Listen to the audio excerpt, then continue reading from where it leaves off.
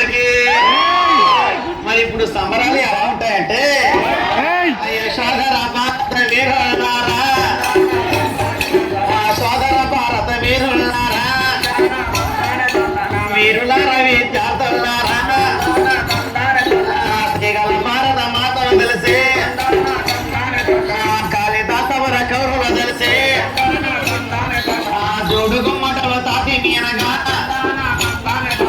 రక్తానికి తాగి ముత్యముల వినుని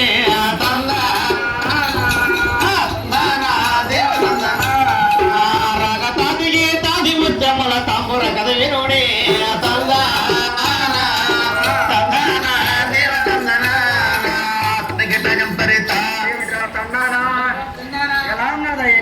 చూడ మిత్రమా, సోదర వీరులారా విద్యార్థులారా, వచ్చే నా చిన్న పెద్దలు మరి కథలంటే ఎన్నో రకాలు ఉంటాయి. హరికథనగా రైతులు చిలతలు పట్టుకొని చెప్పేదాన్ని హరికథ అంటారు. మరి తప్పలా వాయించుకుంటూ కొట్టేదాన్ని, ఆ తాళాలు పట్టుకుంటూ చెప్పేదాన్ని అది భాగవతం అంటారు. భుజం మీద తాంబూర పెట్టుకొని మరి చుట్టూ వంతులు అది బుర్రకథ అంటారు. అయితే మరి ఏ విధంగా ఉన్నదయ్యా?